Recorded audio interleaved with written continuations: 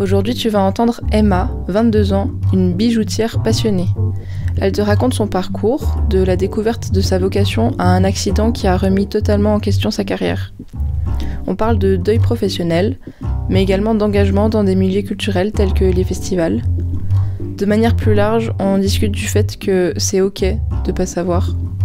C'est un échange qui m'a beaucoup touchée et qui, je l'espère, te touchera tout autant. Bonne écoute. Alors salut Emma, merci beaucoup d'avoir accepté, c'est trop cool. Avec plaisir. Du coup, directement après l'école obligatoire, t'es entrée à l'école d'art à Chaux-de-Fonds, Ouais, en bijouterie, tout à fait. pour un CFC de 4 ans, il fait 4 ans celui-là. Déjà, c'est quoi qui t'a donné envie de faire ça ? Est-ce que t'avais fait des stages avant ? Alors, j'ai eu fait un stage, mais en fait, un peu le premier truc qui m'a orientée dans cette voie, c'est... on avait un cours en secondaire qui s'appelait genre, je sais pas, apprendre à apprendre ou quelque chose comme ça. C'est vrai, ouais. Et puis, une fois, il y avait une conseillère d'orientation de Locos Poros, je sais plus comment ça s'appelle, qui est venue. Et puis, elle nous avait demandé de noter 3 métiers qui nous intéressaient bien. Puis j'avais mis psychologie, puisque je trouvais ça intéressant. J'ai toujours aimé comment le cerveau marche. J'avais mis fleuriste, parce que j'adore les fleurs. Et puis, j'avais mis bijoutière, parce que j'ai toujours aimé l'histoire. Et puis, les corsets, j'ai quelques corsets. J'ai toujours adoré l'histoire. Et puis, les bijoux, c'est un truc qui a une grande valeur, autant historique, mais autant dans l'artisanat aussi. Puis du coup, j'avais mis ces métiers. Et puis après, en me renseignant un peu dessus, psychologie, c'était genre 10 ans d'études pour que ça devienne un peu intéressant. Et puis j'avais vraiment, j'en avais marre de l'école secondaire. Je sentais un peu un décalage avec les gens de mon âge. Et puis c'était, de me rechoper encore 3 ans de lycée, et puis 4 ans ou 5 ans ou 8 ans d'uni, c'était pas pour moi. Parce que toi, t'étais en section maturité ? J'étais en maturité à l'école, donc t'aurais pu aller au lycée. J'aurais pu aller au lycée, mais je me sentais pas je sentais que j'allais décrocher parce que je m'ennuyais et puis je m'entendais pas avec les gens de mon âge. Je suis quelqu'un d'assez sensible et puis ça allait me prendre beaucoup d'énergie. Et puis fleuriste, il y avait pas assez j'estimais pour mon cerveau qu'il y avait pas assez de travail. De stimulation intellectuelle. Ouais, exactement. Parce que d'apprendre, autant artistiquement, il y a plein de compositions, mais je me disais que ça allait être assez vite un peu rébarbatif, puis que j'allais m'y ennuyer, puis que j'allais aussi décrocher. Puis bijouterie, ça semblait être un truc qui pouvait marcher. Alors j'ai fait un stage d'1 journée à l'école d'art. Puis j'avais fait aussi un stage dans une bijouterie à la Neuville où j'étais allée genre 3 ou 4 samedis, puis j'étais fait une petite bague en argent avec une perle. Trop bien. Hyper moche quand je la regarde maintenant, mais elle est très belle dans sa valeur. Et puis ce qui m'a vraiment fait le déclic, c'est quand je suis rentrée de ma journée de stage à l'école d'art. Donc une journée où j'avais passé ma journée à scier puis à limer de l'acétate pour faire une bague aussi dégueulasse mais très jolie. De l'acétate ? Acétate. Ok. Je crois que c'était des plaques d'acétate. Ok. Et puis du coup, j'avais passé ma journée à limer un truc.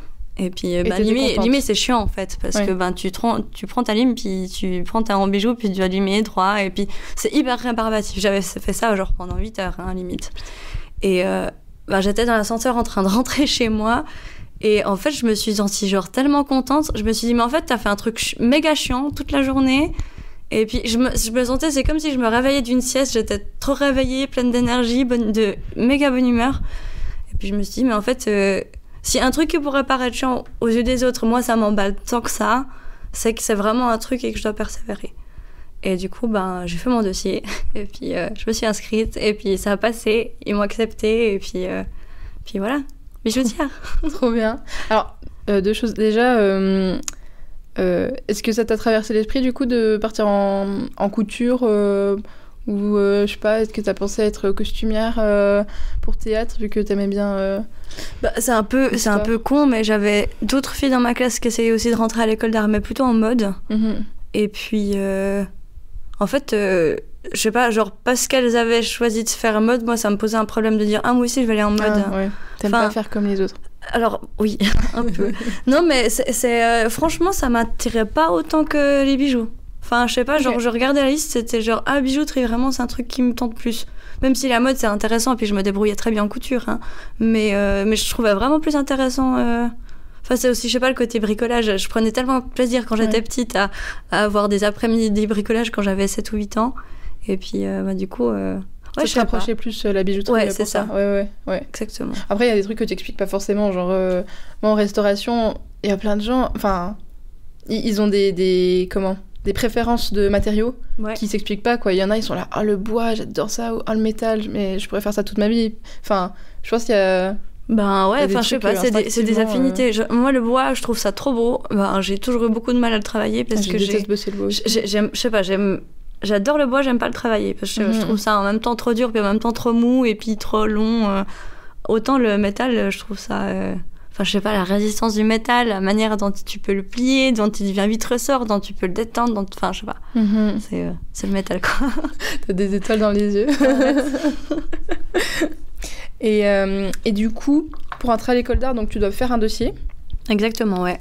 Est-ce que t'as aussi un concours à passer? Alors, ce qui se passe, c'est que enfin, quand tu vas chercher ta petite enveloppe pour dire que t'as envie de t'inscrire, il te donne un genre de thème, un truc hyper flou, et puis tu dois réaliser un genre de leporello, ça s'appelle. Donc c'est genre 5 pages en accordéon, puis tu les ouvres et puis ça se déplie. Enfin, moi, c'est ce qu'il me demandait de faire, en tout cas, quand je me suis inscrite. Genre un mood board?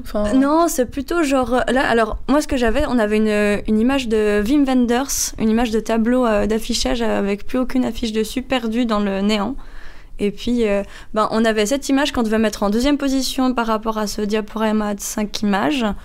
Et puis, on devait créer 4 images, donc une avant, 3 après, qui étaient en lien avec celle-là. Mais on pouvait choisir le titre, on pouvait choisir le support, on pouvait choisir les techniques. Enfin, on était hyper libre. Il fallait juste que ça soit cohérent, puis qu'on puisse expliquer en quelques phrases, en fait.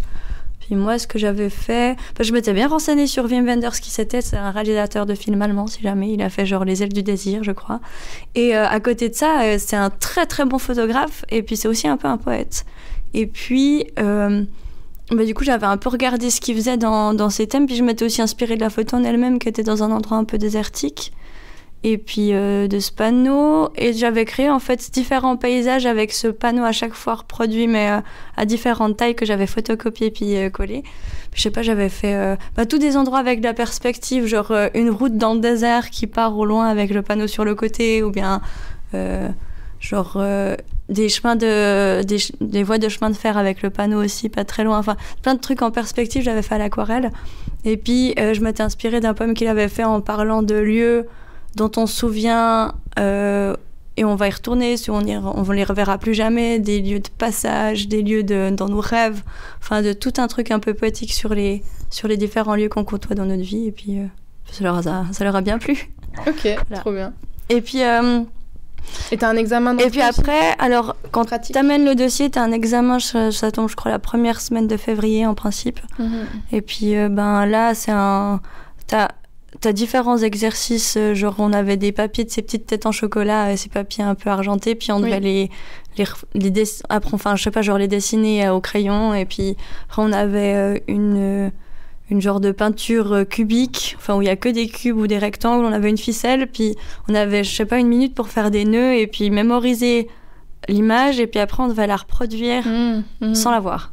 Enfin, tous des trucs un peu comme ça. Enfin, après, selon les branches vers lesquelles on s'inscrit, on a différents. Enfin, les examens sont orientés en fait en fonction de ce qu'on veut faire. Donc, mais du coup, c'est une journée d'examen, et puis il y a un petit moment aussi, on doit. Enfin, si une fois qu'on a passé les examens, s'ils estiment que nos examens ils sont sympas, ils regardent notre dossier aussi. Puis là, ils nous invitent pour un entretien. Et puis c'est à cet entretien qu'on a l'opportunité en fait de défendre autant les choses qu'on a créées pendant l'examen, autant que notre dossier, puis leur expliquer en fait notre concept, puis aussi pourquoi on a envie de faire ça. Ça t'a stressé cet entretien, ou t'es allée C'était un peu mon premier gros entretien de ma vie, donc j'étais un peu stressée, et puis j'avais essayé de vraiment tout bien préparer, et puis j'avais encore repris toutes mes recherches, et puis j'étais un peu stressée. En même temps, j'avais 15 ans à l'époque, donc oui, c'est normal. Donc, voilà, premier grand entretien à 15 ans, j'avais vraiment envie de faire ça, je me mettais une grosse pression, et puis ma mère me mettait une grosse pression aussi.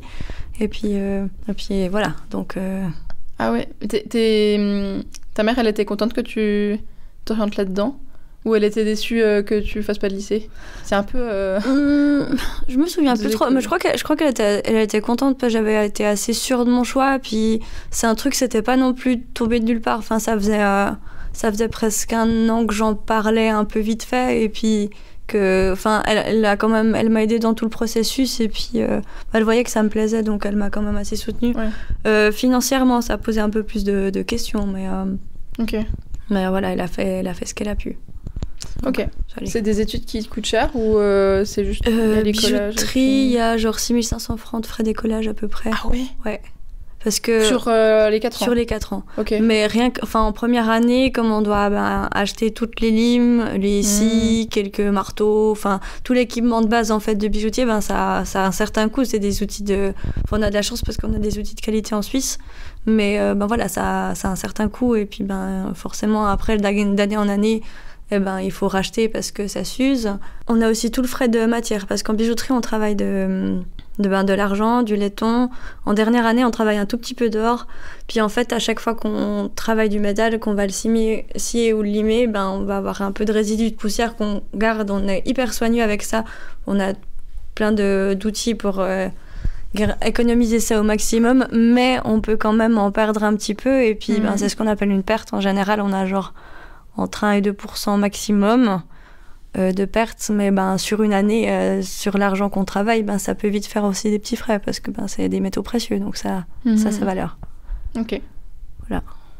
D'accord. Est-ce que tu pourrais me donner, du coup, un aspect positif et un aspect négatif de cette formation ? L'aspect positif, mais en fait, de l'école d'art en général, je dirais, c'est que on a de la chance, c'est une école d'art qui est vraiment créative, puis qui est vraiment ouverte à la création. Ouais, et je suis tombée sur des profs qui nous poussaient vraiment en fait à nous exprimer, puis à dire ce qu'on avait envie de dire, et puis à faire ce qu'on avait envie de faire. Et puis pour ça, c'est vraiment un point positif, parce que je vois maintenant tous les projets auxquels j'ai eu faire. Enfin, tous les projets. Quand c'est ça. Tous les projets auxquels j'ai eu à faire. Absolument. En fait, genre juste le principe de la gestion de projet, de la recherche d'idées, chose qu'on apprend un peu même en première année, mais ça m'a beaucoup confortée dans mes prises de décision aussi, parce que des choses, quand je sais pas, j'ai vite en fait tendance à gribouiller des trucs sur un carnet, à faire une sorte de mood board ou de brainstorming, de structure en fait. Puis dans tout ce qui est vraiment création de projet, ça apprend énormément. Et puis ça, c'est un gros point positif. Autant que en fait, l'ouverture d'esprit, et puis mais même la notion qu'on a avec l'art ou la musique, c'est dire ok, ça j'aime pas personnellement, mais c'est pas parce que j'aime pas que c'est pas intéressant, parce que si on replace dans le contexte, cette œuvre-là, elle a été faite par tel artiste avec tel contexte de vie, dans telle époque, et en fait des œuvres qui peuvent paraître chiantes à mourir, elles auront tellement d'impact remises dans leur contexte, et on apprend aussi tout ça, donc ça c'est aussi c'est vraiment fort. Ok, trop bien. Ouais. Parce que je sais qu'il y a des écoles d'art qui sont très normatives. Enfin, genre, j'ai l'impression qu'il y a plein de gens qui sortent de cette école, et puis... Enfin, je sais qu'il y en a qui sont... Genre l'école. Ouais, j'ai entendu ça de l'école un peu. Ouais, j'ai aussi entendu qu'il y avait certaines écoles qui étaient très formatées. Moi, j'ai plus l'impression que c'est un peu les enseignants qu'on a qui pourraient nous formater. Que vraiment la structure de l'école. Que vraiment la structure de l'école. Après, voilà, si c'est des grosses écoles prestigieuses, ils ont quand même une réputation à tenir, ils veulent avoir un niveau d'exigence. L'école d'art, elle marche pas du tout de cette manière-là. Du moins à Chaux-de-Fonds. Faut pas oublier que c'est une école d'art professionnelle où ils nous forment avec un papier derrière. Donc eux, les seules attentes qu'ils ont de nous, de base, c'est pas forcément des créatifs. Ils veulent qu'on sache faire un métier. Donc... Moi, je dois être bijoutière, je peux être la meilleure bijoutière contemporaine. Néanmoins, techniquement, quand je fais des mises à jour de pierre, elles doivent être nickel. Parce que c'est mon métier. Donc après, tout ce qu'on fait en fait en créativité, c'est du bonus.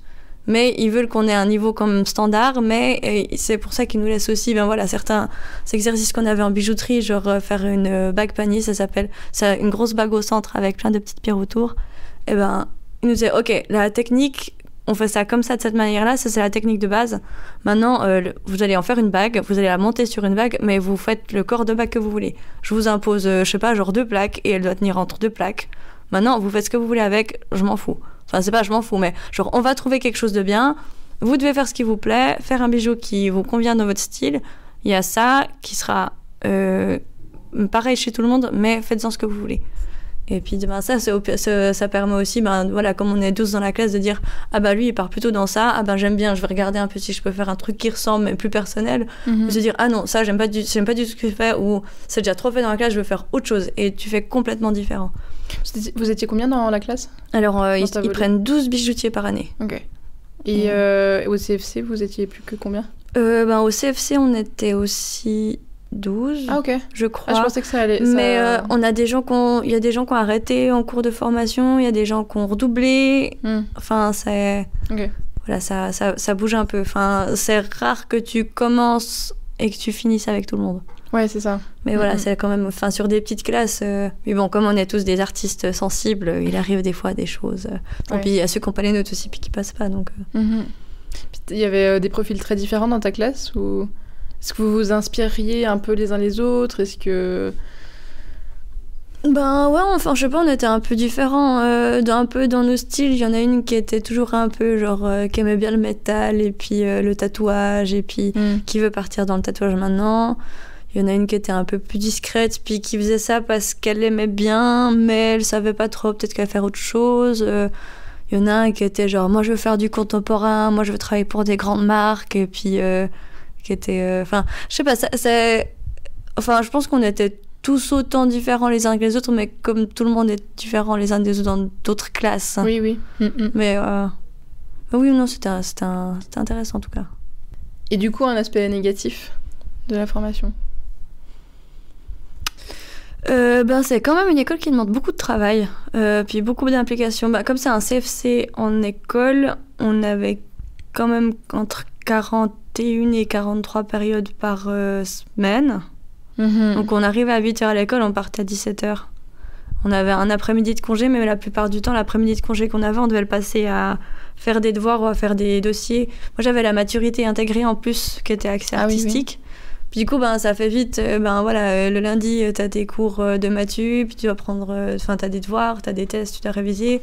Puis après, t'as des cours d'histoire de l'art où on te demande telle analyse ou tel dossier sur tel peintre ou tel exposé en groupe. Et puis après, t'as les cours de bijouterie où t'es en train de faire des pièces un peu stressantes et puis tu dois faire un dossier de formation, tu dois le tenir à la page. Et puis après, t'as tes cours de volume et puis tu dois faire des trucs en terre cuite et puis faire des recherches sur, je sais pas, un truc avec de la glace que tu vas devoir... une installation avec de la glace que tu vas devoir faire en extérieur. Enfin, c'était vite hyper vaste comme genre de projet. Donc c'est stimulant. Hyper stimulant intellectuellement. Ça, c'était super parce que t'avais vraiment tout le temps plein de trucs à faire. Mais du coup, t'avais plein de trucs à faire. Ouais. Puis c'est des choses, genre le dossier de formation qui est un truc propre à la bijouterie. Chaque pièce qu'on faisait, on devait faire des croquis détaillés puis des plans techniques pour expliquer que genre cette pièce, tu l'as construite de cette manière-là pour que si quelqu'un qui connaît pas du tout la bijouterie, tu lui donnes les outils, il est censé pouvoir reproduire ce que t'as fait. Et ça demande pas mal de temps, puis d'application sur les dessins. Puis en dernière année, il y a des concours techniques, sans parler encore des examens que tu as à chaque année, qui sont des examens créatifs. Après, il y a des examens aussi techniques. Donc, pour nous préparer en fait au CFC, puis à divers concours qu'il y a en dernière année. Donc oui, c'est une école où il y a beaucoup de travail. Alors, est-ce que c'est négatif? Je sais pas. Est-ce que c'est un peu inconvénient? Oui, des fois oui, parce que quand t'es ado, t'as quand même envie de sortir, boire des verres, de rencontrer des copains, d'aller dans des festivals, de faire plein de trucs, et puis voilà, ça te prend du temps. C'est une école qui prend du temps, puis qui demande de l'investissement, puis de la motivation. Ça convient pas à n'importe qui à 15 ans. Je pense qu'il n'y a pas n'importe quel ado de 15 ans. Non, je pense qu'il faut avoir déjà une certaine un peu maturité du travail ou être prêt à y foutre. Ouais, à y foutre. Enfin, il faut pas aller là-bas, faut pas aller à l'école d'art pour glander. Je pense que les examens aussi qui nous font genre le dossier et puis les autres examens, je pense que c'est des choses un peu pour préparer les gens au travail, parce que c'est une école où il y a du travail. Et puis voilà, il faut être prêt à mettre un peu 4 ans sa vie un poil de côté. Alors c'est pas autant que des écoles genre les PFL, je dirais, niveau charge de travail, mais ça demande quand même d'avoir un cerveau qui est disposé à créer, et puis essayer de faire des choses qui ont un peu de faire des projets qui parlent, et puis leur donner du poids. Et puis pour ça, il faut avoir, je pense, un mental assez simple pour donner du poids à son travail. Oui. Ok. Avant de commencer, est-ce que tu avais une idée préconçue de ce métier? Est-ce que tu te faisais des idées je sais pas, du temps à passer sur telle ou telle tâche, et en fait, dans la vraie vie, non, tu passes plus de temps sur une autre, enfin...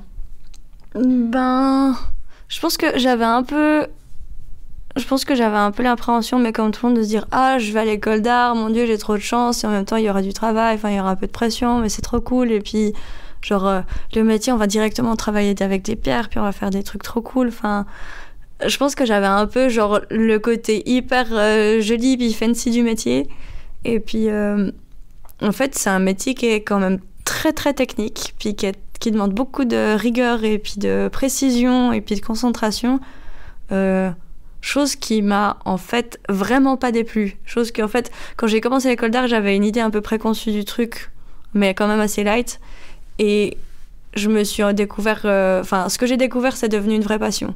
Et si j'avais pas découvert cet aspect-là du métier, j'aurais jamais autant aimé ça. Okay. Je pense que j'aime beaucoup plus mon métier après, derrière l'idée préconçue.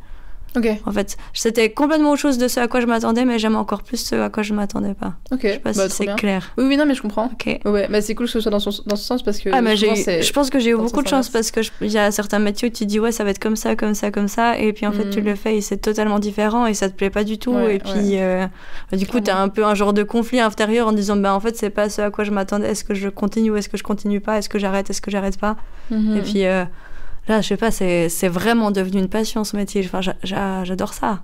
C'est tellement prenant, c'est tellement créatif techniquement, esthétiquement, il y a tellement de choses à faire. On peut travailler tous les matériaux, c'est des pierres. Ou on peut créer des pierres, si tu veux. Enfin, tu peux faire n'importe quoi.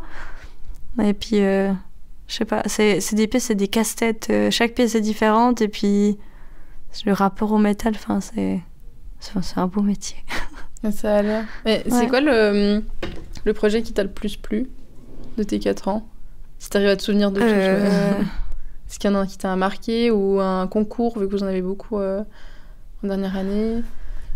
C'est mon examen de 2e année qui m'a fait un peu un déclic, je crois. Celui que j'avais fait en première année, on l'avait fait en bois, donc c'était un triptyque contemporain, c'était avec la maison d'ailleurs, c'était intéressant, mais c'était un peu moins de la bijouterie, c'était plutôt des petits objets de musée qu'on avait fait. Et puis en 2e année, on avait fait un travail sur l'or par rapport au livre de Blaise Cendrars, puis les 150 ans de Blaise Cendrars au musée, avec le musée de la Chaux-de-Fonds, le musée d'art. Et puis, nous, notre thème, c'était l'or. Et puis, on pouvait en faire, on pouvait faire n'importe quel bijou, mais on devait sentir le thème de l'or. L'or, soit le livre, ou soit genre juste l'or en général.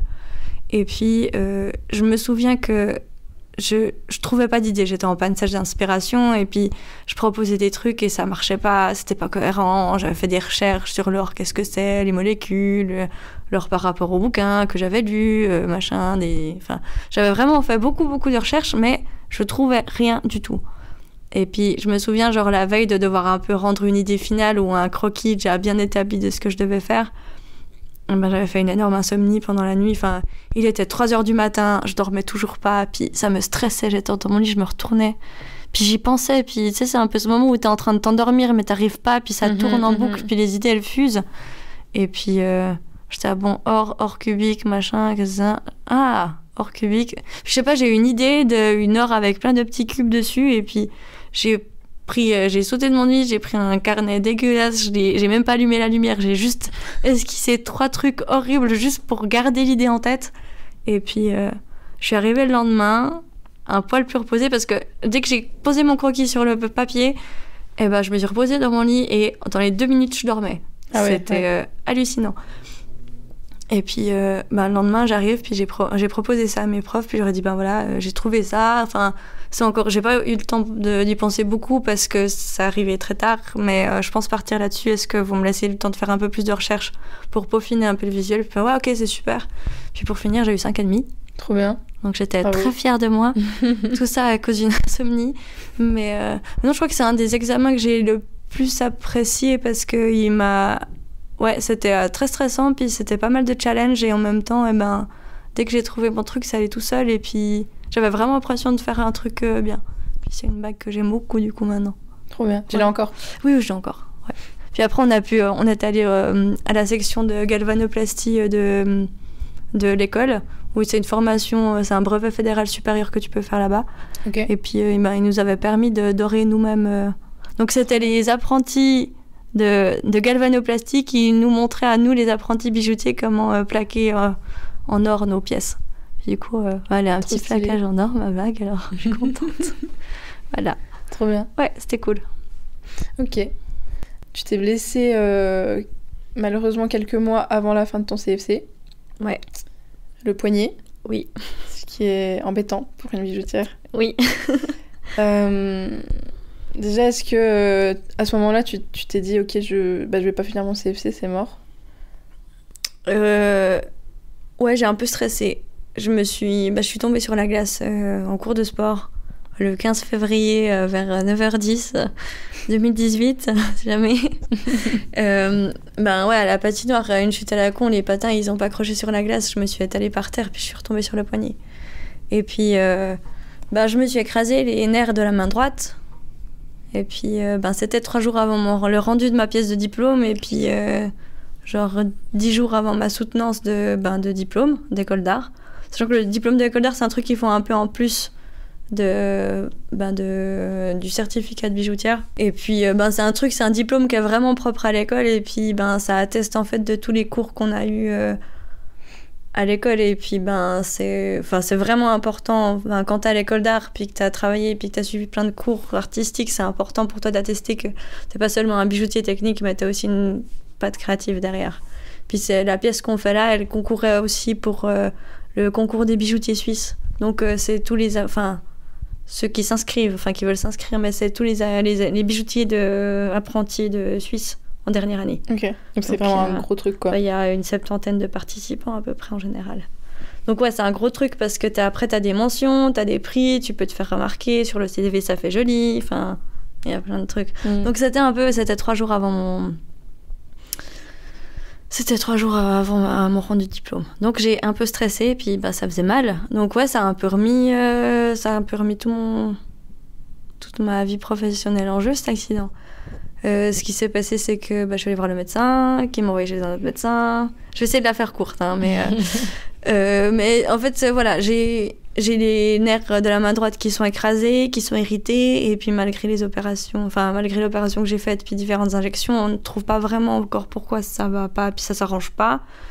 Donc, 2 mois avant mes examens, il y avait toujours rien. On m'avait donné de la cortisone, mais ça passait pas. Puis à ce moment-là, je suivais plus que les cours théoriques, les cours techniques, je les faisais plus. Donc, ouais, je stressais un peu parce que je voyais mes collègues, mes camarades qui faisaient vraiment de l'entraînement de compète pour vraiment passer le CFC et puis s'en sortir bien. Et moi, je les regardais faire. Puis je suivais la théorie. Puis en théorie, j'aurais été capable de faire ça, mais je savais pas. Et puis, je me suis retrouvée 1 mois avant les examens et j'avais toujours mal. Et ça passait pas. J'étais toujours incapable de tenir mes limes. Et puis j'ai les mains qui tremblent, perte de force, des douleurs vives dans le poignet après 3 minutes. C'était vraiment compliqué. J'ai dû abandonner un concours technique pour Piaget. Qui m'a vraiment embêtée parce que je l'aimais bien. Puis en plus, ce que j'avais commencé, c'était joli. Et, bref.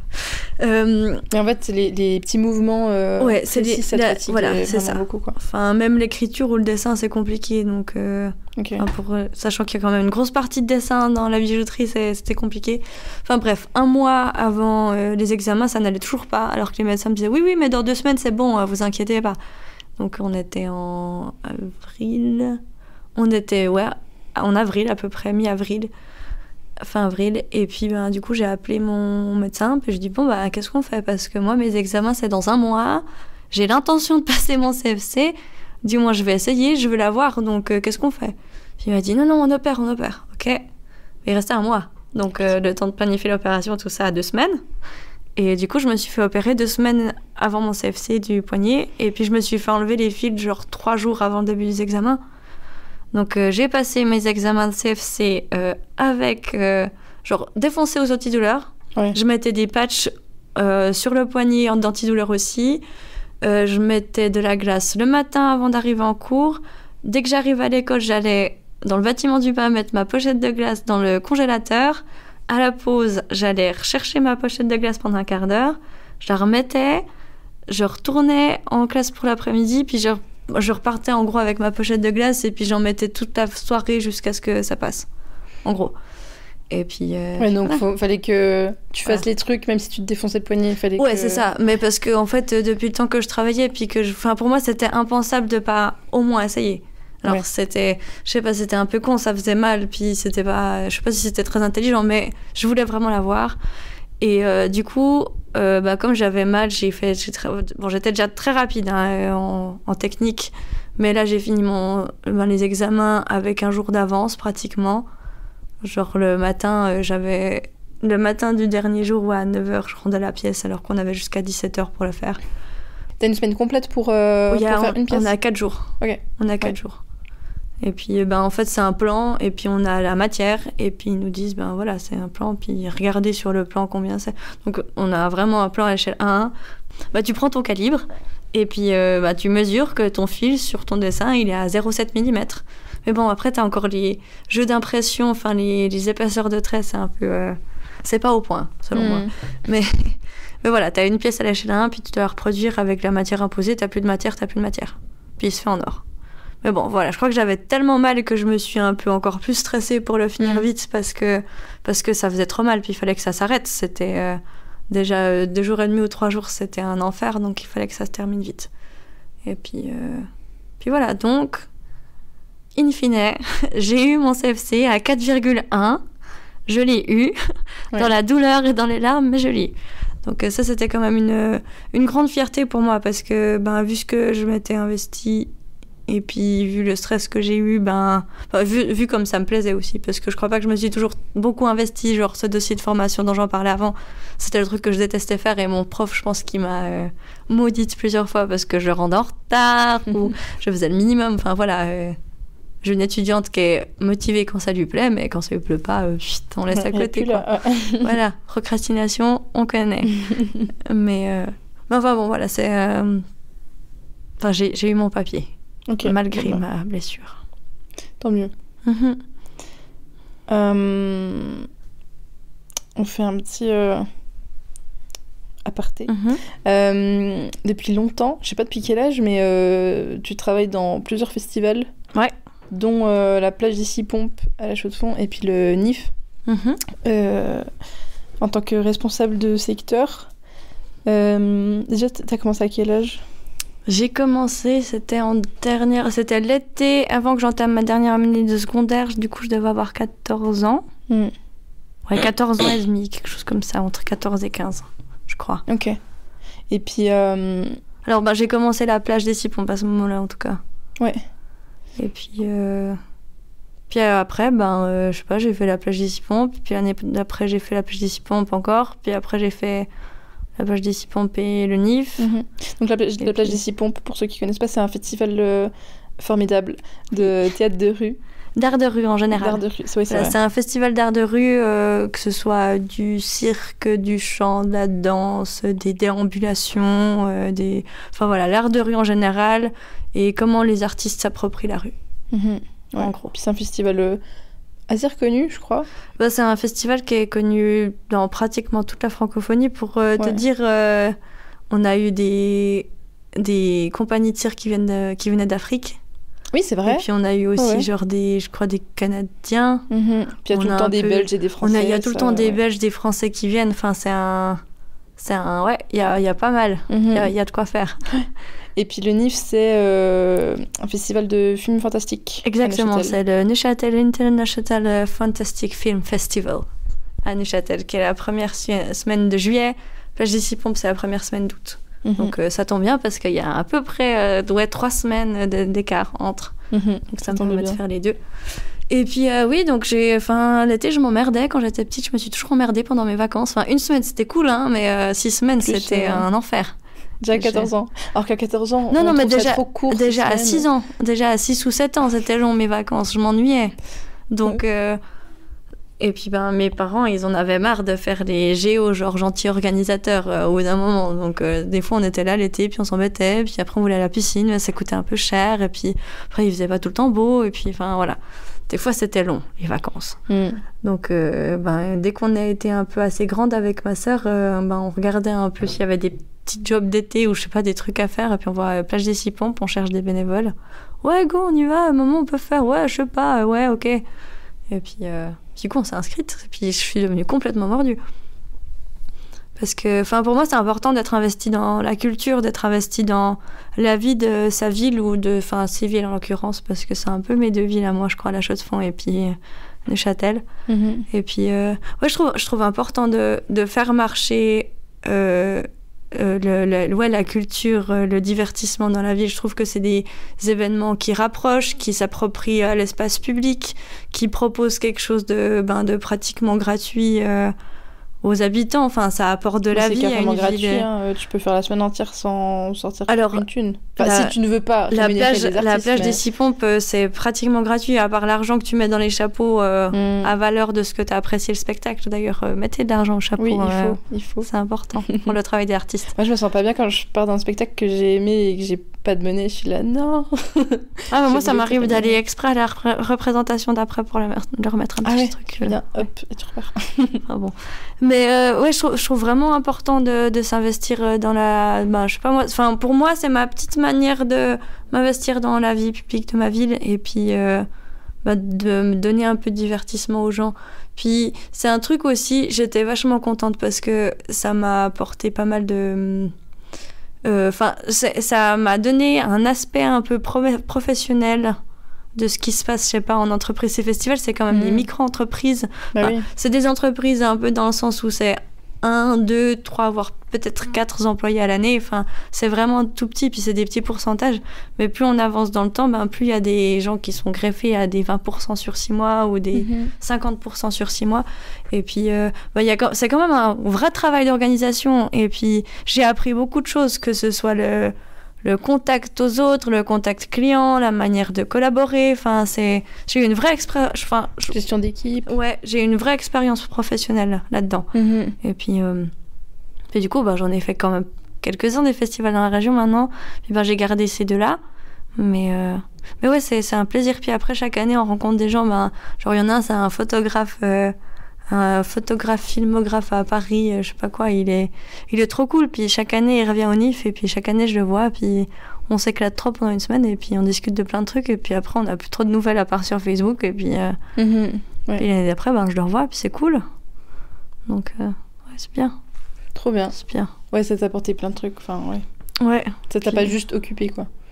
Au début, c'était censé juste m'occuper, mais comme j'avais envie, et puis que je crois que je travaillais plus ou moins bien, les gens m'ont... Ouais. Avec ma sœur et moi, ils nous ont vite donné des responsabilités. Puis après, ça marche un peu. Si t'as envie, tu le dis. Et puis, s'ils ont besoin de toi, ils t'appellent. De toute façon, c'est un festival, donc en principe, ils ont toujours besoin de quelqu'un. Oui, mais si t'as envie, si t'es motivé, que t'es un peu organisé, et puis que t'as envie de faire, c'est des super expériences. Là, maintenant, au NIF, le poste que j'ai, des fois, je me dis, oh, Emma, 22 ans, coordinatrice de la Tantoff, co-coordinatrice, mais j'ai déjà un bon poste, que je pense que en fait si j'avais pas travaillé pour, puis que je m'étais pas donné les moyens de l'avoir, puis qu'avec mon co-responsable on n'était pas un peu allé le chercher puis le gratter, je pense pas que j'aurais pu l'avoir comme ça. Oui, de toute façon, je pense que j'aurais dû faire des... Ouais, c'est ça. Je pense que j'aurais dû... Mais même pour avoir ce poste, je pense que j'aurais dû faire des études spécialisées, ou je sais pas, un truc comme ça. Ah ouais. Mais comme j'ai du bon sens, et puis que ce que j'ai fait, ça a bien marché, puis qu'on a bien aidé mes idées, et puis la manière dont je me suis investie, ils m'ont fait confiance, et puis... Trop bien. Maintenant, je gère un gros truc. Donc, trop stylé. Ouais. Et en plus, ça valide le fait que tu sais bosser, quoi. Ouais, c'est clair. C'est clair. Trop bien. Du coup, ça, même si j'ai pas forcément d'expérience dans mon métier, ça montre que je sais travailler avec les autres, que je sais monter des projets, que je sais collaborer, que je sais gérer des équipes, puis que j'ai déjà en fait un peu tout ce qu'on appelle ces soft skills que les patrons cherchent de plus en plus, en fait, les entreprises cherchent, parce que c'est vraiment ces compétences douces traduite du coup. Mais de savoir en fait interagir avec les autres, de désamorcer des conflits ou bien de s'imposer sans vraiment, sans que ça soit agressif. Juste travailler ensemble. Ouais, du management. Ouais, c'est ça. Ouais, mais surtout, je crois travailler ensemble et vivre ensemble, ce qui est vraiment important. Et puis, je crois, ça, c'est des choses que du coup, je pense que je maîtrise très bien maintenant. Trop bien. Ouais, à fond. Mais du coup, tu as un peu anticipé sur ma question d'après. Mais peut-être tu as d'autres trucs à dire, mais je voulais te demander quelle aptitude tu t'es découverte. Je crois, comme j'en parlais un peu, le fait de parler avec les autres, puis de communiquer surtout. Quand j'étais en secondaire, j'étais vachement timide. Je te l'avais dit, mais à part ça, je te l'avais dit parce que on était dans le même collège, puis toi, t'étais une année en dessus, puis je te voyais passer et t'avais l'air trop sympa. Puis moi, j'étais, non, je suis sûre, elle voudra jamais me parler, et puis, j'osais vraiment pas t'aborder, tu vois. Mais comme plein de monde, j'osais pas les aborder, et puis, t'as Facebook qui arrivait, puis je me planquais un peu derrière Facebook et MSN pour, discuter avec les garçons que je trouvais chou, la petite meuf qui reste dans son coin, un peu toute timide, puis avec Kimi aussi, qui est ma sœur jumelle, des fois, je me planquais aussi un peu derrière elle. Ah, ouais. Et puis, j'ai de la peine à imaginer la Emma timide. Ouais, quand je suis pas bien, ou quand je suis de mauvaise humeur, ou quand, je sais pas, où je suis triste, ou il y a des trucs qui me travaillent, je me mets dans ma petite coquille comme ça. Puis j'attends que la vie, elle passe sous mon duvet. Oh, ouais, c'est chou. Je sais pas. Mais non, mais j'étais vachement timide, puis j'avais de la peine à aborder les autres, et puis je savais pas comment faire. Et puis c'est surtout à la place du pompe que j'ai eu ce gros déclic, parce que les gens là-bas sont tellement sympas. C'est 8 jours où les gens, ils sont là, ils évoluent, ils ont besoin d'un coup de main, ils vont chercher, ils sollicitent, ils sont tous hyper stressés, hyper fatigués, mais ils ont le sourire.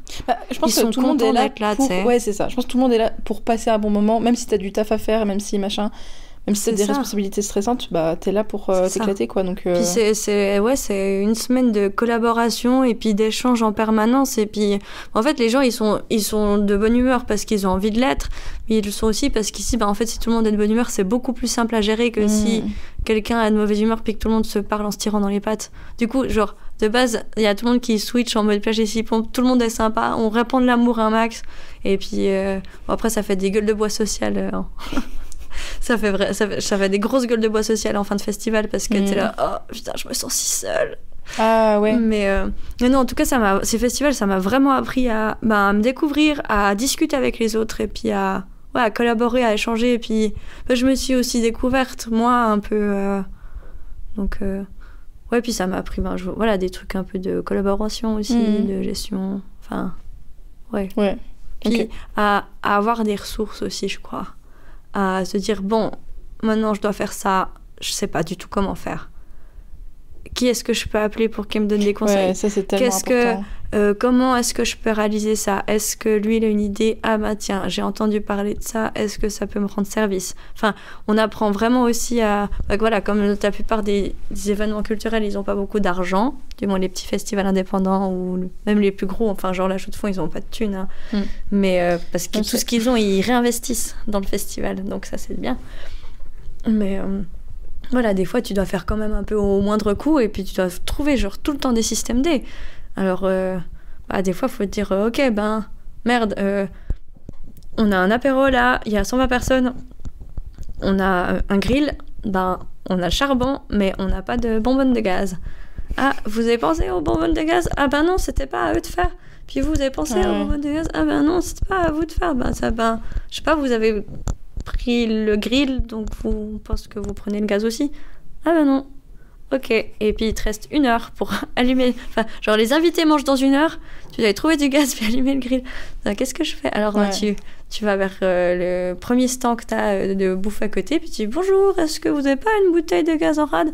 Non, mais je crois qu'ils en ont. Ok, salut, t'as pas une bonbonne de gaz, s'il te plaît, je t'en ramène une neuve, je sais pas, dans 1 heure, juste le temps que nous, on puisse allumer un truc. Ouais, pas de souci, prenez-la et tout. » Et puis, ça t'apprend vraiment à te débrouiller, en fait. Ouais. Et puis à improviser, surtout. Puis ça, c'est utile dans tous les domaines. Ouais. Puis le bon sens aussi. Je crois que j'ai gagné pas mal de bon sens avec ça. Se dire, moi, selon mes critères, qu'est-ce que j'accepte pas. Au NIF, en fait, je gère l'espace VIP, entre autres. Et puis, voilà, tout l'aménagement de l'espace VIP en fonction des demandes des sponsors pour les apéros. Donc, il y a celle qui s'occupe de tous les sponsors des partenariats, celle qui traite avec eux des demandes, qui organise, il y aura tant de personnes, qui va chercher le traiteur, etc. Moi, je suis sur le terrain et puis je gère toute la mise en place.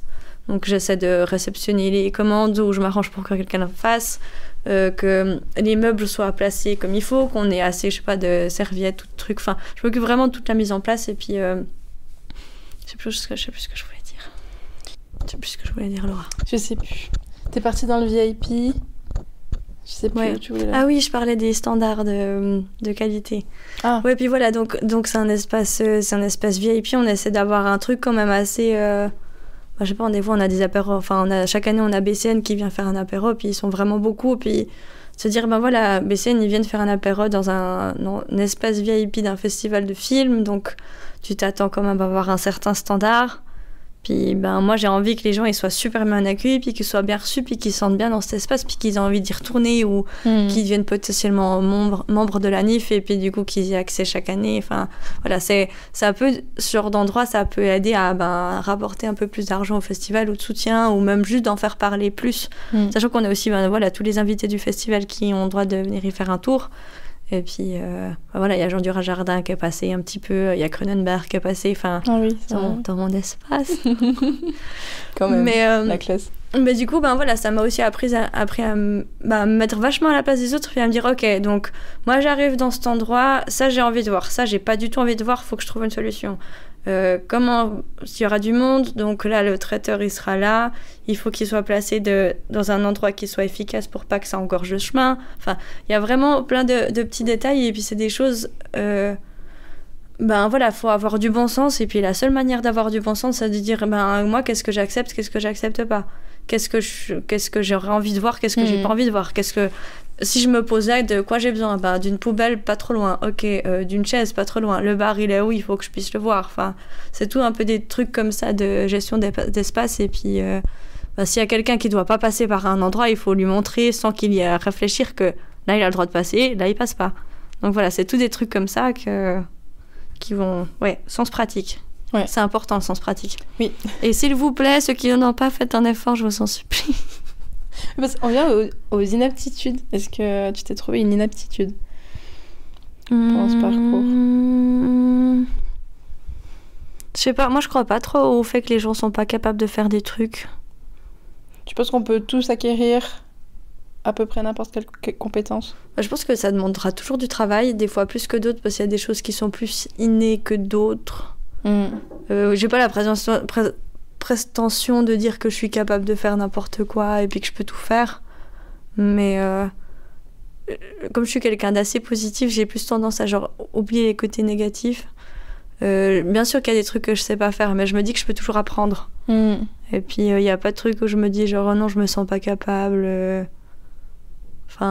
sais pas, j'ai toujours été tellement des fois posée dans des situations où en fait que je sois capable de le faire ou pas, fallait le faire parce qu'il y avait pas le choix.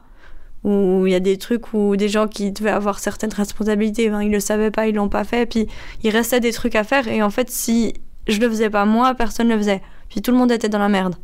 Donc tout le monde étant dans la merde, personne voulait faire des trucs où il y a des trucs que personne savait faire, et du coup je me dis au moins j'essaye, puis au moins je fais quelque chose. Et puis ces trucs, peut-être sur le principe je sais pas les faire, au moins j'ai tenté des trucs, ça sera pas fait comme si quelqu'un savait le faire parfaitement, mais j'ai essayé. Donc je sais pas, je crois pas que j'ai vraiment d'inaptitude à ce niveau-là. Je sais pas, j'ai tellement toujours envie d'essayer et puis de tenter que j'arrive pas à me dire non, ça je sais vraiment pas faire, tu vois ce que je veux dire. Ok, cool. Je sais pas si c'est satisfaisant comme réponse. Mais tout me satisfait. D'accord, ok. T'es pas toute seule à pas trouver d'inaptitude. Là, actuellement, t'es en reconversion. Ouais. Vu que tu peux actuellement plus exercer bijoutière à cause de ton poignet. On en parlait avant, en off, t'es encore dans une période de flou. Tout à fait, ouais. Tu vois ça comment? Ça te stresse beaucoup, je crois que je pense que t'as entendu quand je parlais de mon métier et puis de la bijouterie, c'est vraiment... j'avais vraiment l'impression d'avoir trouvé ma voie puis ma passion. Et de plus pouvoir faire ça, je me sens un peu comme un poisson qui est allergique à l'eau ou bien genre un oiseau qui a plus de plumes pour voler. Enfin, c'est parce que je suis quelqu'un qui réfléchit beaucoup. Voilà. Et puis, le métier de bijoutière, c'était quand même un truc... Il y avait pas mal de moments où c'était méditatif, que ce soit le dessin ou bien le travail technique. C'est des trucs où tu dois être toujours méga concentré. Puis si t'es pas méga concentré, tu dois juste laisser ton cerveau partir. Puis t'es en train de faire des trucs. Enfin, le cerveau gauche, il travaille pas. C'est le cerveau droit qui travaille souvent. Et c'est quelque chose qui me faisait beaucoup, beaucoup, beaucoup de bien. À mon moral, puis à qui je suis moi. Parce que c'était mes moments à moi. C'était ma détente. Et puis... j'étais moi avec mon métal, c'est un truc qui est pas vraiment vivant, c'est plutôt mort le métal. J'étais moi en train de travailler mes petits trucs et puis j'étais tranquille. Et ouais, du coup ça me manque beaucoup. Et je crois que j'étais quand même plutôt douée. Et puis d'avoir été blessée pendant un moment, comme les médecins me laissaient un peu miroiter que ça allait s'arranger, et je me disais c'est bon, je fais d'autres choses en attendant et puis ça va aller. Mais là, ça fait 2 ans que je suis blessée et j'ai commencé en janvier dans une mesure via l'AI. Et c'est dur parce que commencer ça, c'est un peu me dire genre, mon métier, c'est un peu... Au début, j'avais l'impression de le mettre à la poubelle, tu vois.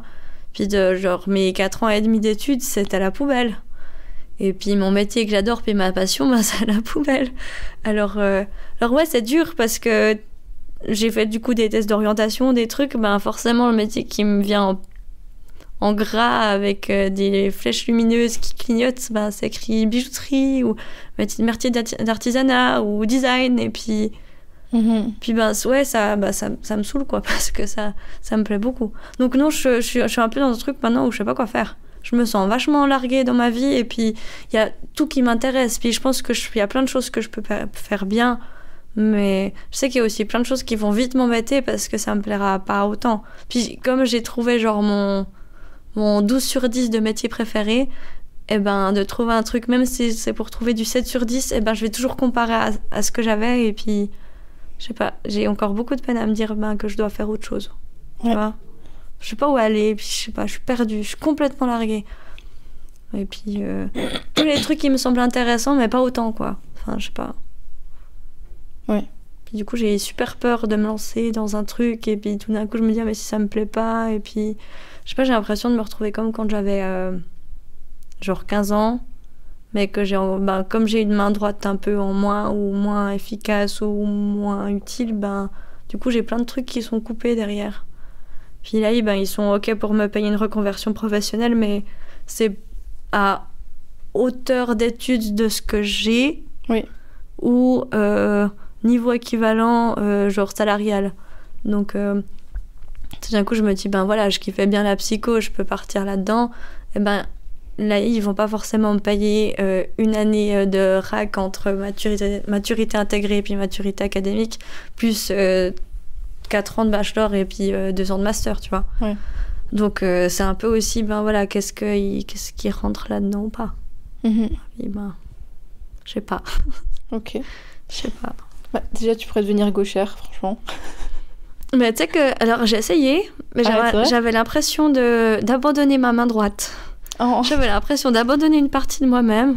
Puis je suis allée chez l'ergothérapeute il y a 2 semaines parce que j'ai de la peine à écrire, donc je lui ai demandé s'il n'y avait pas une solution pour m'aider à mieux tenir mes crayons parce que j'écris une demi-page et puis ma main je l'utilise plus pendant 1 heure parce que j'ai trop mal, tu vois. Et puis je lui ai dit mais voilà, on m'a déjà dit mais Emma utilise ta main gauche, machin. Puis elle me dit mais en fait je suis pas sûre que ça soit une bonne idée parce que vous allez perdre, si vous faites tout avec la main gauche, vous allez perdre toute la mobilité que vous avez déjà à la main droite.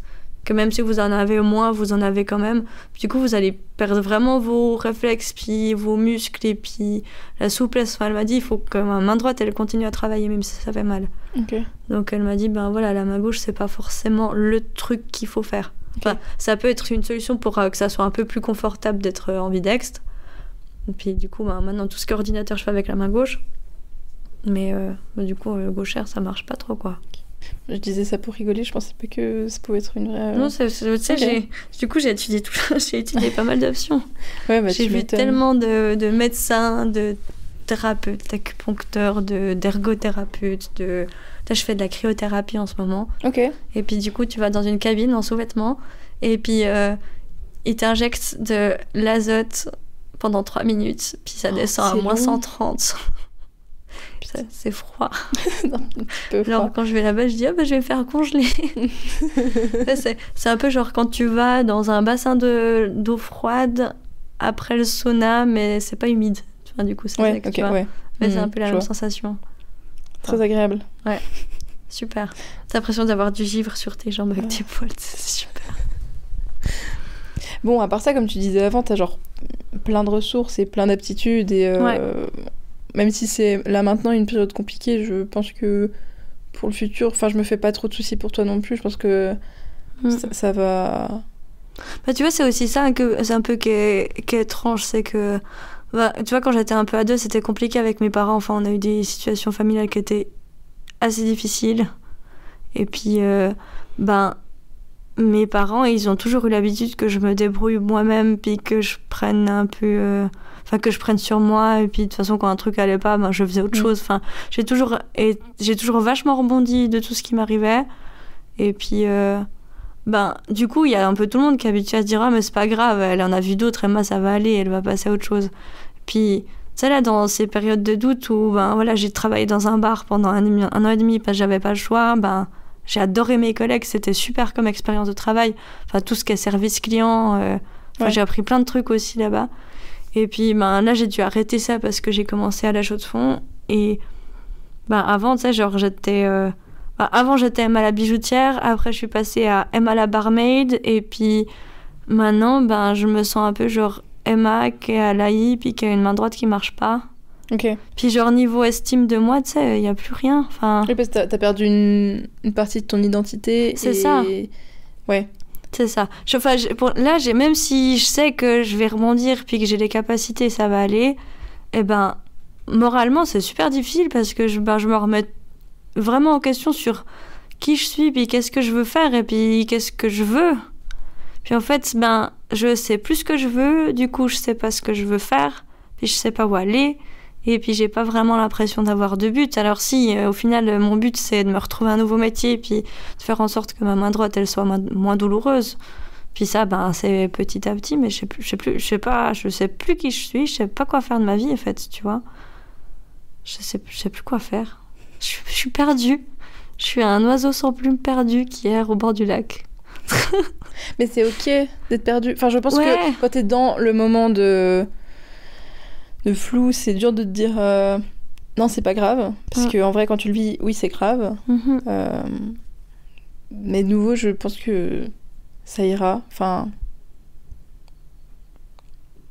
Ouais, puis c'est un peu une illusion de penser que tout le temps dans ta vie, tu sais parfaitement où tu vas et genre, c'est normal qu'il y ait des moments comme ça. Enfin...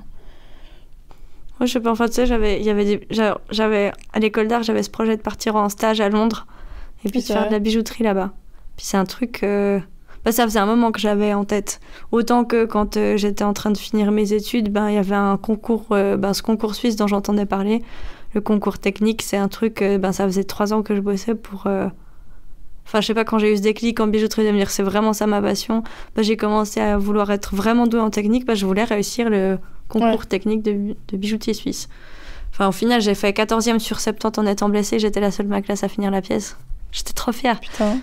Mais enfin, tu vois, genre, j'avais des buts et puis j'avais des trucs... J'avais prévu des trucs à plus ou moins long terme. Enfin, long terme parce que j'étais jeune, mais ça semblerait un moyen terme. Mais t'avais quand même un peu un projet de vie. Voilà, c'est ça, j'avais des projets de vie.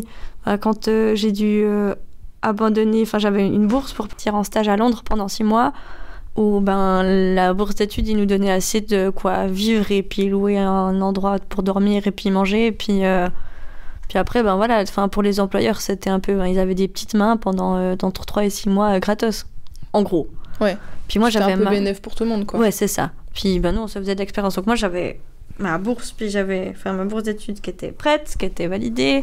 Et puis j'avais toutes mes lettres de stage qui étaient écrites. Je me suis fait un portfolio sur Instagram avec un CV connecté. Enfin, j'avais vraiment poussé le truc. Ouais, j'étais prête. Et puis, quand la deadline du stage elle arrive, vous dites bon, voilà, il faut nous donner votre contrat de stage, sinon vous partez pas. J'étais voilà, les médecins ils m'ont dit que je peux pas partir, donc j'ai pas fait de recherche. Enfin, c'est pas que j'ai pas fait de recherche, c'est que j'ai pas envoyé mes lettres. Ouais. Donc, mais tu vois, j'avais plein de buts, puis de trucs où je savais où je voulais aller. Je savais pas peut-être exactement où j'allais, mais je savais que je voulais faire ça. Puis j'avais déjà pensé à tous mes plans d'avenir en me disant, voilà, en tant que bijoutière, je voulais travailler pour des marques de luxe, puis de faire des bijoux genre uniques, des pièces à grosses complications. Je savais que je voulais faire aussi un peu de design. Je savais que je voulais faire la gestion de projet, où du coup, t'es en lien avec les ateliers, les designers, les fournisseurs, et puis t'es en lien, du coup tu supervises des projets. Et tu m'en avais parlé en fait. Ouais. Et puis ça c'est super cool parce que quand t'es un bijoutier, quand t'as fait de la bijouterie technique puis qu'après tu pars dans le design, t'as aussi du poids parce que ce que tu dessines, tu sais si c'est réalisable ou pas.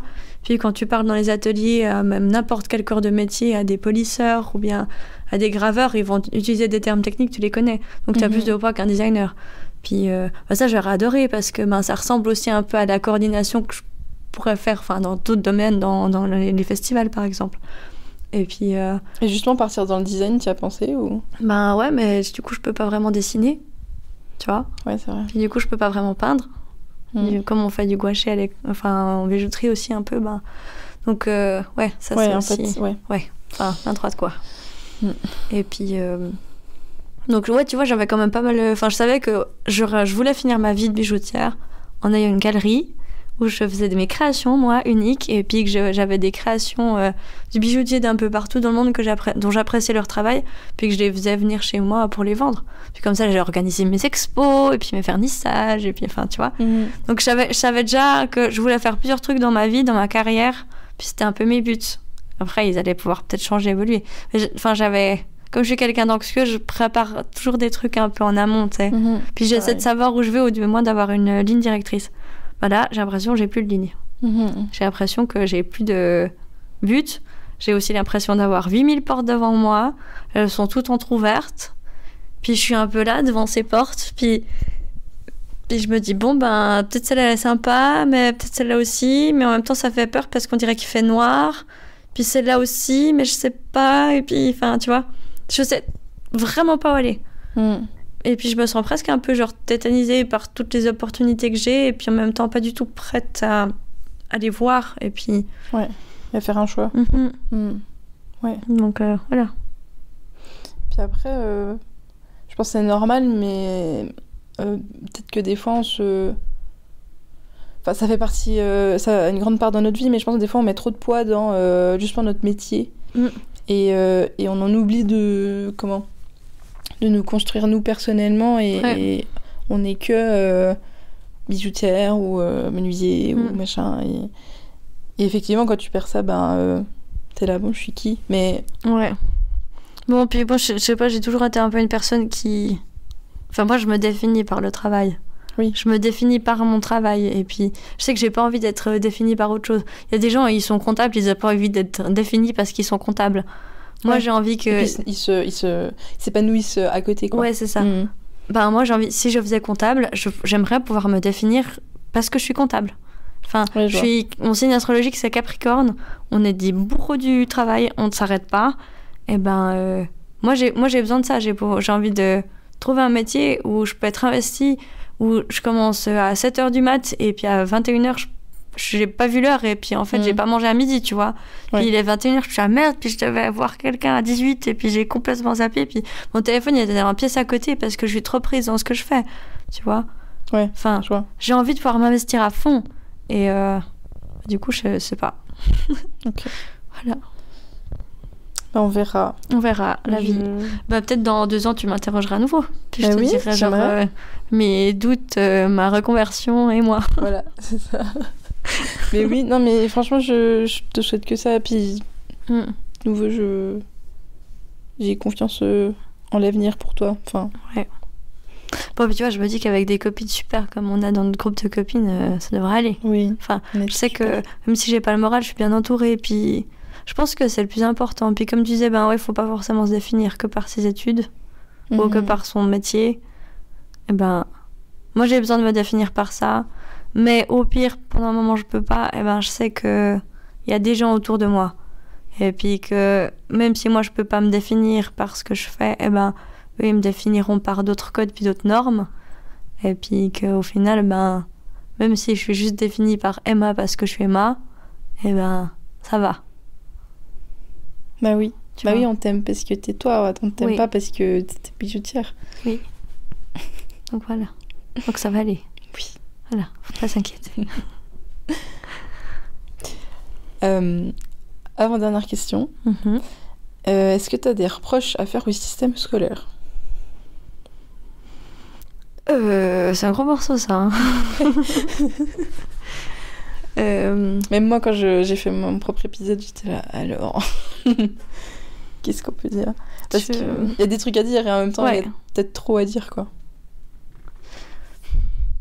J'ai un peu l'impression que ils surblindent les classes, qu'ils essaient de se faire du cas par cas avec les élèves, mais que en fait ils passent plus de temps à essayer de rentrer des élèves dans des catégories dans lesquelles ils vont pas, plutôt que de les prendre juste comme ils sont eux.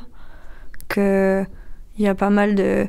En fait, mais c'est un peu un truc que je reproche à l'administration de manière générale, c'est que à force d'avoir voulu faire trop bien, ils ont trop tout fermé, puis trop mis tout dans des boîtes, puis que des fois ils oublient que les boîtes, elles sont pas obligées d'être carrées, elles peuvent avoir un peu plus d'angle, et puis que voilà, c'est, je sais pas, un enfant il doit être pris comme il est, et puis des fois j'ai l'impression que les jeunes on leur apprend plus à écouter leurs émotions, puis à ce qu'ils s'écoutent eux, et c'est des trucs je trouve qui font des séquelles, genre enfin plus tard dans pas mal de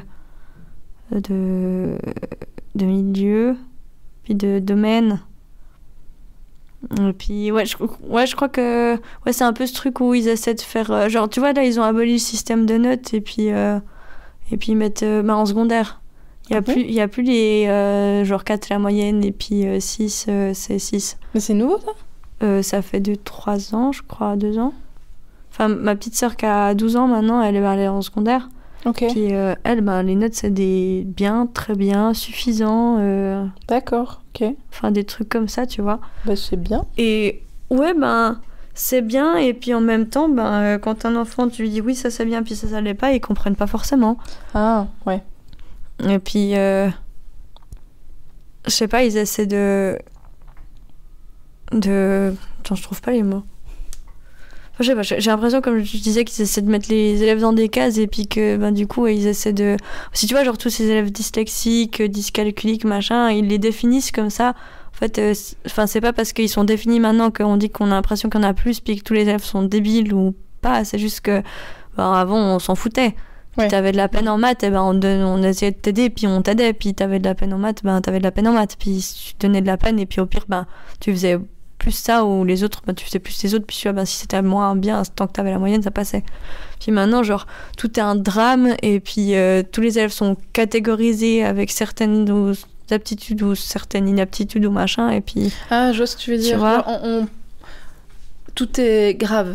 Genre, tout est hyper sérieux, et puis... Tout est grave, tout est hyper important, et puis j'ai l'impression que les jeunes, ils ont vite tendance à se dire « Ah non, mais de toute façon, moi, je suis dyslexique, j'arrive pas, hein. » Ouais. Et puis en fait c'est pas parce que t'as telle ou telle blessure ou je sais pas capacité que tu dois te cadrer à ça. Puis j'ai l'impression qu'ils essaient un peu toujours de lisser les trucs et puis je sais pas, une pédagogie où on essaie, je sais pas, j'ai l'impression qu'ils essaient de cacher des trucs aux enfants ou d'utiliser des termes spécifiques pour pas heurter la sensibilité. Et puis en fait mais je sais pas, dites les choses comme elles sont et puis laissez aussi aux enfants l'occasion de s'exprimer et puis de dire ce qu'ils ressentent, parce que un enfant qui va pas bien puis qui est turbulent, s'il l'est, c'est parce que peut-être qu'il a pas d'association social à la maison, ou peut-être qu'il se sent pas à ta place, ou peut-être qu'il y a quelqu'un qui est méchant avec lui à la récré, ou peut-être qu'il sait juste pas où se mettre, ou peut-être que il a peut-être toujours besoin de gigoter et puis c'est pas grave.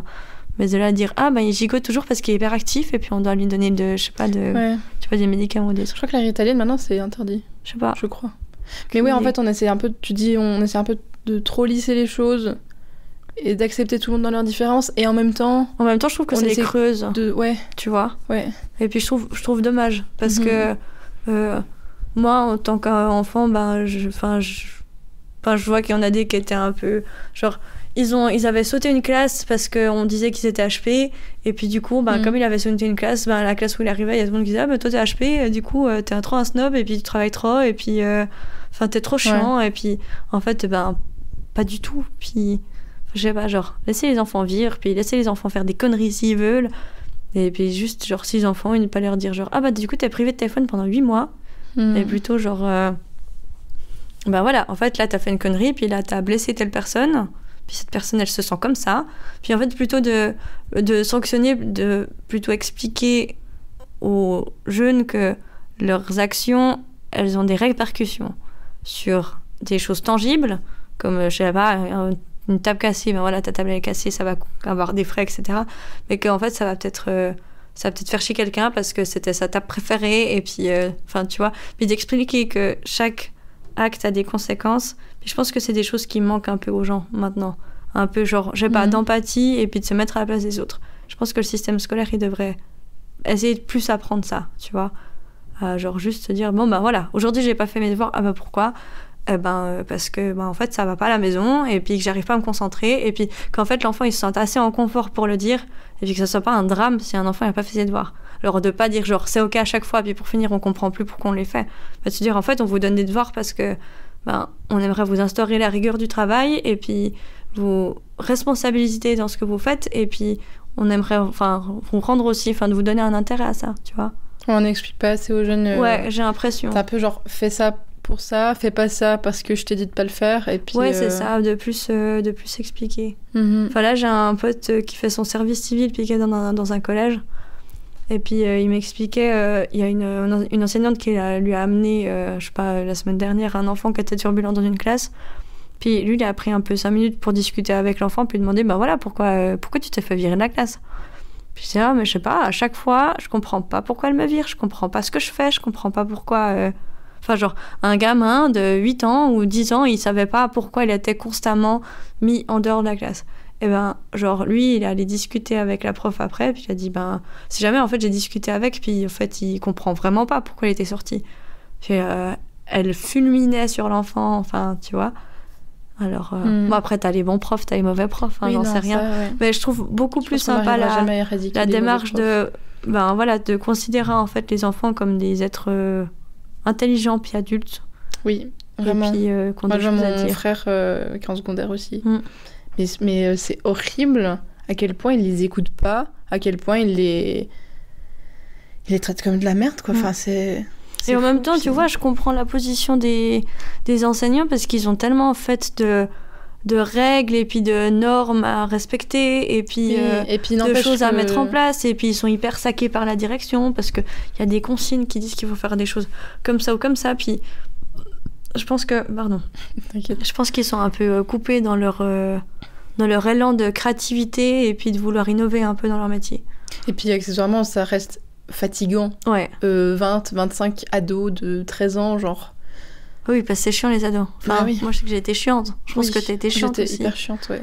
Donc, voilà. Genre vraiment. Puis t'as les hormones, et puis non mais Kevin a piqué ma gomme, madame. Non, mais ça doit être pénible au quotidien, c'est clair. Voilà. Après, c'est un métier, il faut le faire. Si t'as de la patience, si t'as pas de patience avec les enfants, faut pas le faire. Tu vois. Ouais. Dis le plus fort. Non mais ouais, effectivement. Voilà. Donc je sais pas, c'est un peu mes reproches au système éducatif. Écoutez les gens, mais écoutez-vous en fait de manière globale, quoi. Fait que que les gens ils s'écoutent entre eux, puis qu'ils arrêtent de juger tout le temps, puis si ça rentre pas dans une boîte, c'est pas grave, on fait la boîte. Puis on se dit pendant ce moment-là on fait un peu une exception, ou on fait différemment. Puis c'est de garder en vue les choses qui sont importantes et nécessaires. Ok.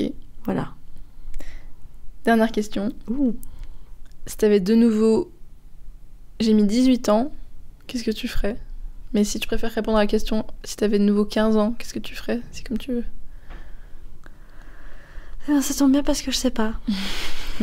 j'irai pas à la patinoire le 15 février à 9h. Ouais. Si j'ai chaud. Non, mais tu sais quoi, je pense que là, vu les 2 ans, comme j'ai évolué, puisque j'ai appris les personnes que j'ai rencontrées, eh ben, peut-être j'irai quand même. Enfin, je sais pas si c'est un peu maso de dire ça, mais... Enfin... T'irais quand même à la patinoire? Ouais. Puis peut-être je tomberais quand même. Enfin, genre... Non, mais j'irais pas le faire genre de manière volontaire, mais je sais pas. Si je devais recommencer... Enfin, je crois pas que je changerais grand-chose, parce que toutes les choses que j'ai apprises, les personnes que j'ai rencontrées, les expériences que j'ai vécues, elles font de qui je suis moi maintenant. Puis je pense que j'ai beaucoup grandi, puis j'ai beaucoup évolué dans un sens où je pense que j'aurais pas pu évoluer de cette manière-là si j'avais fait les choses différemment. Donc mon métier que je peux plus pratiquer, eh ben, il m'a construit, mais de plus pouvoir le faire, ça m'a construit aussi. De devoir trouver des jobs à gauche, à droite pour être indépendante, puis pouvoir manger, puis me débrouiller, ça m'a construit aussi. Et puis les gens que j'ai rencontrés, les opportunités que j'ai eues... genre, tu vois, le bar où je suis, où je travaillais, je fais encore les réseaux sociaux. Parce que j'ai commencé à faire ça, j'ai un pote de festival qui connaissait un type qui était en train de monter un projet musical, puis ils m'ont embauché pour faire une petite partie de leur com sur les réseaux sociaux. Puis j'ai rencontré des personnes super. Si je m'étais pas blessée, que j'avais pas travaillé dans le bar, et puis que j'avais pas fait les réseaux sociaux, j'aurais pas rencontré ces personnes chouettes. Tu vois? C'est vrai. Donc je sais pas. Franchement, je sais pas. Ok. Je crois que je changerais rien. Je garderais... De toute façon, les épreuves de la vie, c'est un challenge. Et puis, des fois, la vie, je me dis que c'est un peu genre Zelda. Zelda, si t'as pas de monstre à tuer et puis que t'as pas de quête, tu t'emmerdes à juste cueillir des petites fleurs puis à faire des soupes. Bon, il y a des gens, je suis sûre, qui font que ça. C'est chiant. Ouais. Tu vois. T'aimes bien aller dans les donjons? Ouais. Moi, j'aime bien les donjons. Parce que des fois, ça fait un peu flipper, des fois, t'es un peu triste, tu pleures, mais en même temps, voilà. Là, je crois que la vie, elle a besoin d'amplitude. Moi, je suis quelqu'un de sensible et puis j'ai eu des belles amplitudes émotionnelles quand même. Mais puis des fois, je me sens profondément triste ou profondément déprimée. Je fais une dépression, donc les trucs où vraiment t'as l'impression qu'il n'y a plus d'espoir et puis tout est noir, je connais. Mais en même temps, je sais que si j'avais pas eu ces grosses périodes très noires, très foncées, j'aurais pas autant de plaisir à apprécier mes moments de joie. Et puis je sais que quand je me sens extrêmement déprimée, je me dis que c'est toute l'extrême de mon échelle, mais que du coup, si elle va aussi loin d'un côté, elle va aussi tellement loin de l'autre. Puis c'est tellement de joie, tellement de bonheur. Alors ouais, c'est pas facile, mais ça me construit, et puis ça m'apporte plein de choses. Et puis quand je suis contente, je sais que je suis vraiment contente, tu vois. Donc voilà, non, je changerai rien. Trop bien. Voilà. Merci beaucoup, vraiment. C'était trop bien. Avec plaisir. J'espère que ça te sera utile. J'espère que ça sera utile à vous, gens qui écouterez ça. Et puis voilà. Merci. Merci de m'avoir proposé. Merci beaucoup d'avoir écouté cet épisode, j'espère qu'il t'a plu. Si c'est le cas, tu peux t'abonner pour ne rater aucun épisode. Si tu veux m'écrire, tu peux laisser un commentaire sur YouTube, m'envoyer un message sur Instagram ou Facebook, ou à l'adresse mail mesetudesmesdoutesetmoi@gmail.com, tout attaché. Rendez-vous dans 15 jours pour le prochain épisode. Salut!